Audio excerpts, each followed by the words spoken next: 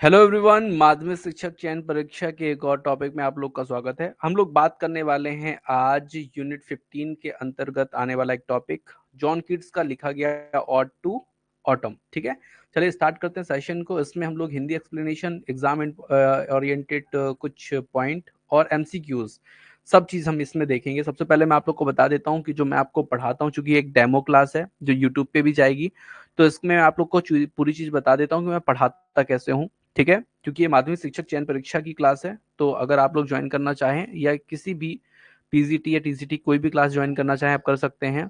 सबसे पहले मैं कोई भी टॉपिक पढ़ाता हूँ उसका इंट्रोडक्शन देखता हूँ, कहाँ से उसकी शुरुआत हुई, क्या क्या उसमें इंपॉर्टेंट जो है चीजें हैं जो आपसे पूछा जा सकता है। ठीक है, और दूसरा फिर उसके बाद जो उसका इंपॉर्टेंट टेक्स्ट है, ठीक है, मतलब जो ओरिजिनल टेक्स्ट है, ठीक है, लाइन बाय लाइन उसका क्या करते हैं हम डिस्कशन करते हैं, उसमें जो जो चीजें होती हैं, जो जो स्पेलिंग होती है उसको हम समझाते हैं आपको।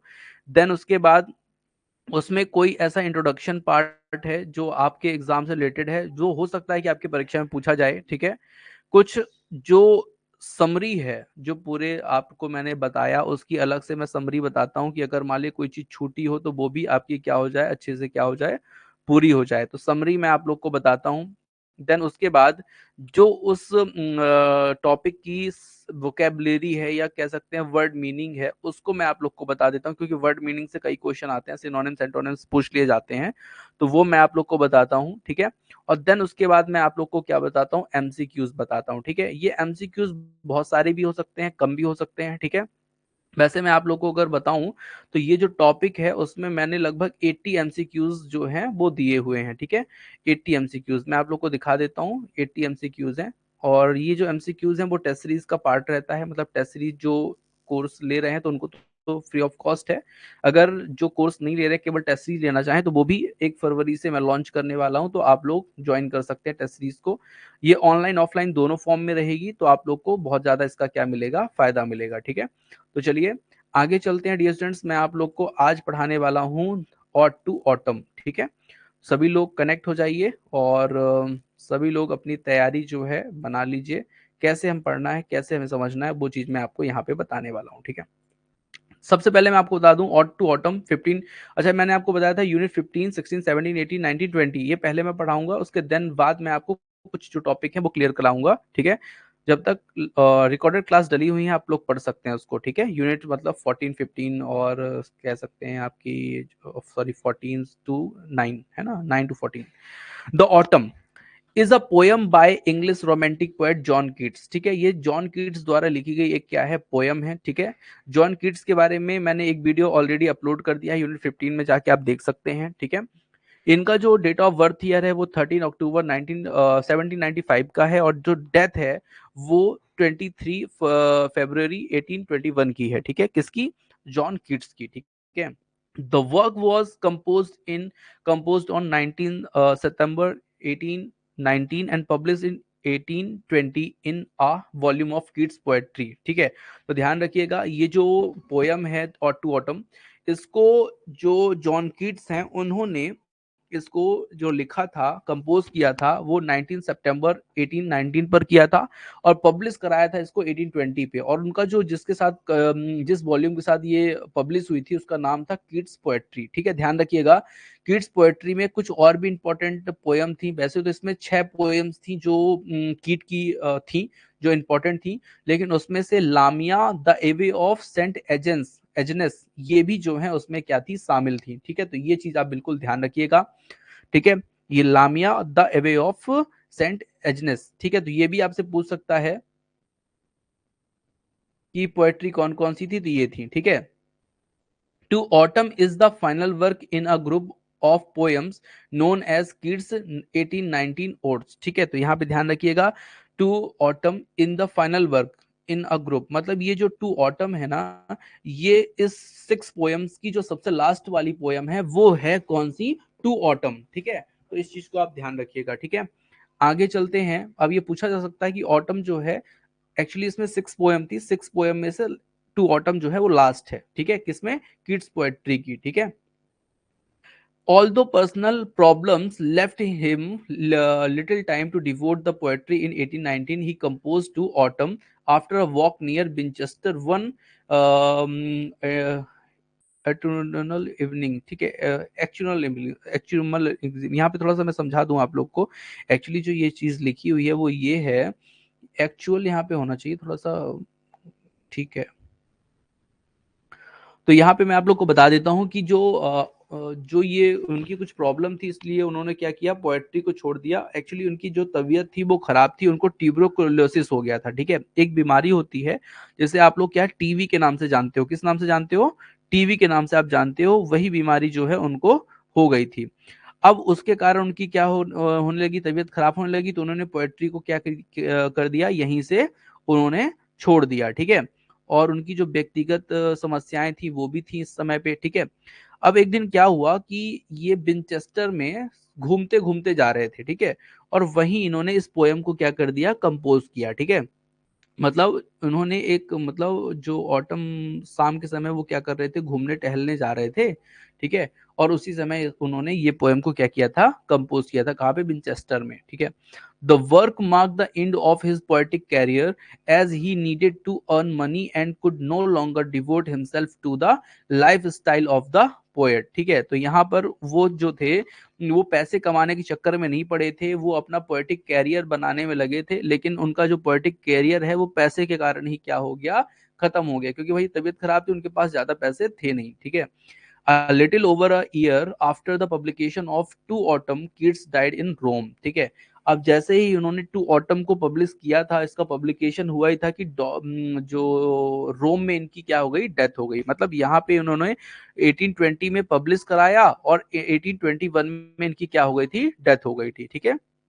To autumn is a poem by English romantic poet John Keats, ठीक है। टू ऑटम जो पोयम है उसे मतलब किसने लिखा था, तो ये तो मैंने आपको पहले ही बता दिया था, जॉन कीट्स ने लिखा था। और ये क्या थे, लेट रोमांटिक पोएट थे, मतलब रोमांटिक पोएट, रोमांटिक एज के लास्ट के क्या थे, पोएट थे, ठीक है। और यहाँ ये चीज वही रिपीटिशन है, तो रिपीटिशन हमें पढ़ने का कोई मतलब नहीं है, ठीक है। चलिए डियर स्टूडेंट्स, अब हम चलते हैं अपनी पोयम की तरफ, और पोयम में क्या क्या टॉपिक हैं, क्या उसका जो लाइन बाय लाइन उसका एक्सप्लेनेशन देखते हैं। सबसे पहले मैं आपको बता दूं, ये जो पोयम है ये 33 लाइन की है, और हर जो स्टेंजा है वो कितने स्टेंजा है, तो 3 स्टेंजा है, ठीक है। और हर स्टेंजा में 11 लाइन्स हैं, ठीक है। तो 3 स्टेंजा 11 लाइन, तो क्या हुआ, 11 3 जा 33, तो 33 लाइन की ये जो है पोयम है, ठीक है। ऑटम क्या होता है, तो भैया ऑटम एक होता है सीजन, जो होता है सितंबर से लेकर नवंबर के बीच का, मतलब सितंबर अक्टूबर नवंबर, मतलब जब गर्मी रहती है और ठंडी की तरफ हम क्या कर रहे होते हैं, प्रवेश कर रहे होते हैं, ठीक है। तो ऐसी जो सीजन होता है उसे हम क्या बोलते हैं, ऑटम बोलते हैं, ठीक है, ध्यान रखिएगा, ठीक है। अब ऑटम सीजन के बारे में हम चलते हैं, बात करते हैं। सीजन ऑफ मिस्ट एंड मेलो फ्रूटफुलनेस, ठीक है। तो यहाँ पे क्या बोल रहा है कि जो ये सीजन है ना, ये किसका है, तो भैया मिस्ट का है। मिस्ट मतलब क्या होता है, कोहरा और धुंध, ठीक है। तो ये सीजन कोहरा और धुंध का है, एंड मेलो फ्रूटफुलनेस, और पके हुए फलों का है, ठीक है। किसका है, मेलो फ्रूटफुलनेस, मतलब पके हुए जो फल होते हैं उनका है, ठीक है।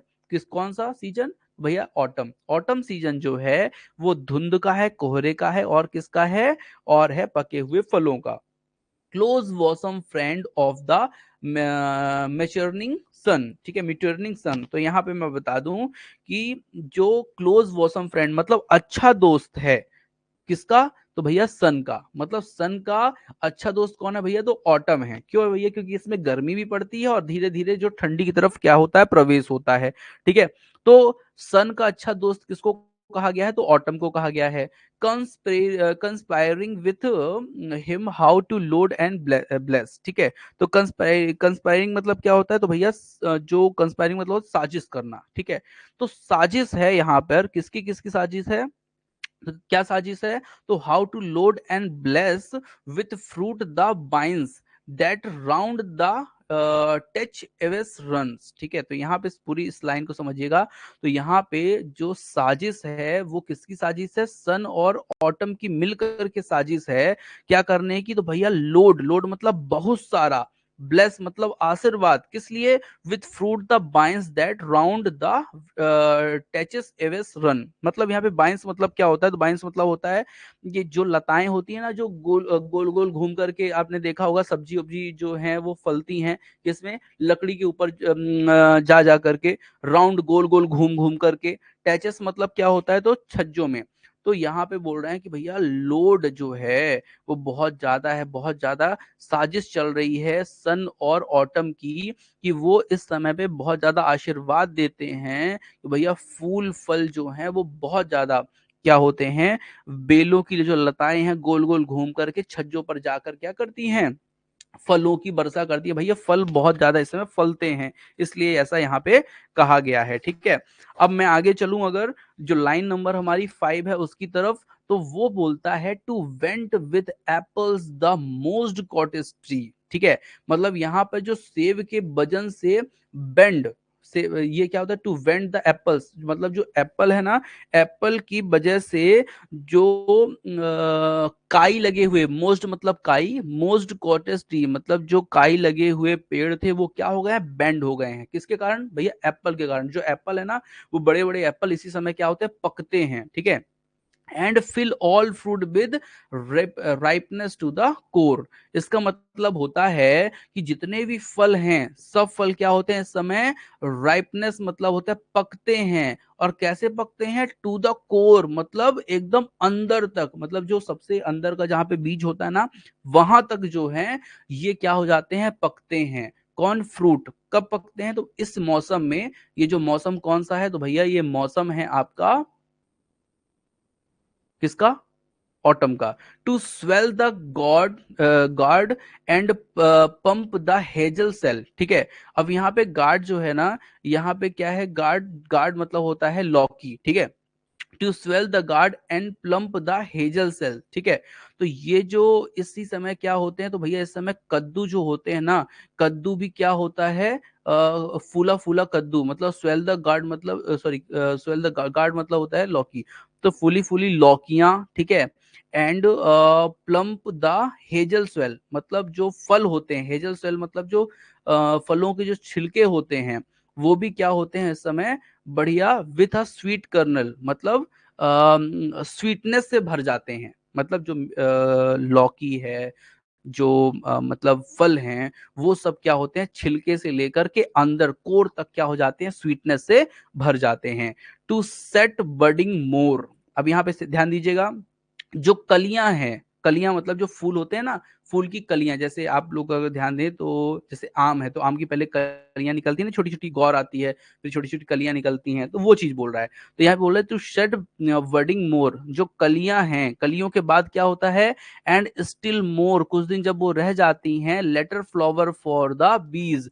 तो वो जो फूल होते हैं, उस फूल का जो प्रयोग है वो कौन करता है? तो भैया बीज करती है, मतलब मधुमक्खी करती है। और मधुमक्खी को वो क्या करता है? बहुत ज्यादा आकर्षित करता है। कौन? जो बडिंग मोर है, मतलब जो बडिंग है, जो बडिंग है, जो कलियां हैं वो जब खिलती हैं, फ्लावर टाइप की बनती हैं, तो बीज को क्या करती हैं? अपने तरफ आकर्षित करती हैं। Until they think warm days with will never cease. Cease मतलब होता है बंद होना। तो जो बीज होती हैं, बीज मतलब मधुमक्खियां, उनको ऐसा लगता है कि ये जो, वो ऐसा सोचती हैं, अंटिल दे थिंक मतलब बीज ऐसा सोचती हैं कि ये जो गर्म दिन है, जिस समय उनको मजा है कि भैया बढ़िया अच्छे अच्छे फूल मिल रहे हैं उन रस लेने के लिए, तो वो दिन उसके कभी बंद नहीं होंगे, नेवर सीज। ठीक है, तो for summer has over brimmed their clammy cells. ठीक है, तो इसका मतलब ये हुआ भैया जो समर है, जो गर्मी का मौसम है, वो मधुमक्खियों के लिए बहुत अच्छा होता है। और मधुमक्खी के जो छत्ते हैं वो शहद से इससे क्या हो जाते हैं? भर जाते हैं।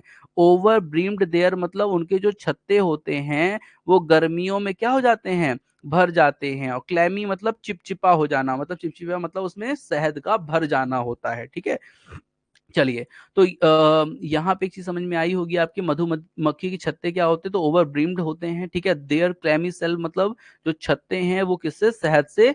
क्लैमी मतलब चिपचिपे पदार्थ से क्या हो जाते हैं? भर जाते हैं। ठीक है, तो यहाँ पे हमारा एक स्टेंजा 11 लाइन का समाप्त होता है, दूसरा स्टेंजा हमारा 12 लाइन से स्टार्ट होता है। ठीक है, 11 लाइन के एक स्टेंजा है और 3 स्टेंजा पूरे पोयम में है। ठीक है, अब ध्यान दीजिएगा, who hath not seen the often एमिड the store, ठीक है। तो यहाँ पे समझिएगा कि कौन, तुम्हें किसने देखा, ठीक है।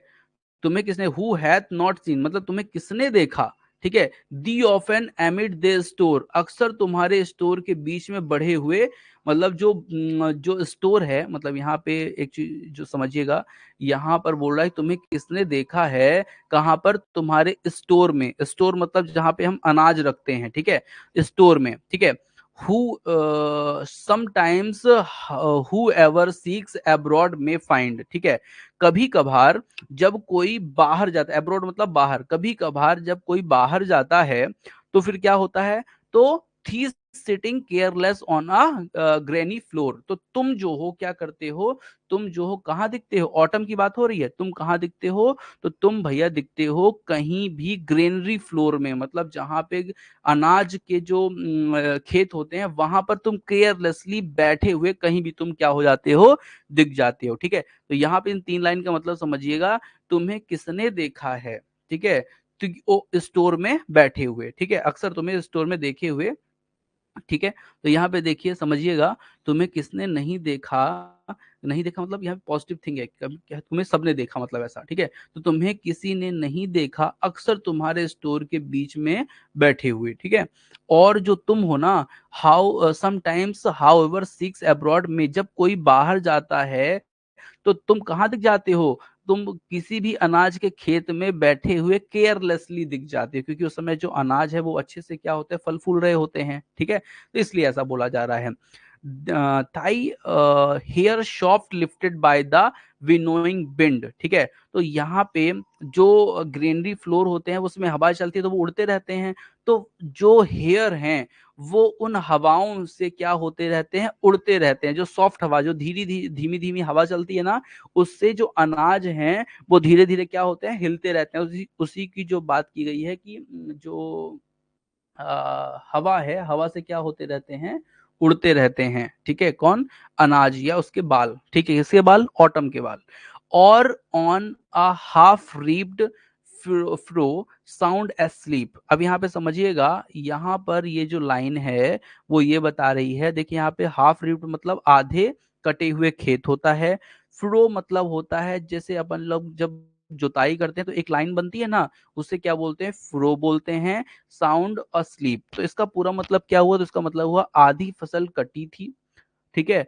और लाइन, जो लाइन बाई लाइन है, जो फ्रो हैं, वो आधी लाइन के जो खेत हैं, ठीक है, वहां से जो तुम्हारी क्या आ रही है, बिनोइंग विंड आ रही है, उसकी जो साउंड है वो लगता है सुला देगी, ठीक है। अब सुलाएगी कौन, एक तो बिनोइड वाइंड है, दूसरी यहाँ पे drowse with the fume of poppies, poppies एक तरह का ऐसा पौधा होता है जो क्या करता है, मदहोश करता है, ठीक है। तो यहाँ पर बोल रहा है पोएट की जो साउंड है वो किसकी थी, हवा की थी। दूसरा, एस्लीप मतलब जो सुलाती है, जो झपकियां दिलाती है, वो कौन दिलाती है, तो पॉपीज की फ्यूम, फ्यूम मतलब होता है खुशबू, ठीक है। और while thy hook spares the next swath and all its twined flowers, ठीक है। अब यहाँ पे समझिएगा, यहाँ पे कहने का क्या मतलब है, तो भैया जो झपकियां दिलाती है वो पॉपीज की फ्यूम दिलाती है, ठीक है। वाइल दी हुक, तो जब तब तुम्हारा हुक, हुक कौन सा, जिससे अपन लोग खेती किसानी करते हैं, काटते हैं, ठीक है, वो चीज है। वाइल दी हुक, तुम्हारा जो हुक है वो क्या करता है तब, तो भैया spares the nest worth and all its twin flower, मतलब स्पेयर्स द नेस्ट वर्थ मतलब छोड़ देता है क्या, असली लाइन को, ठीक है, नेक्स्ट स्वेथ को, ठीक है, जो अगली लाइन है उसको क्या कर देता है, छोड़ देता है। And all its twin flowers, और फूलों से क्या हो जाता है, लिपटा होता है।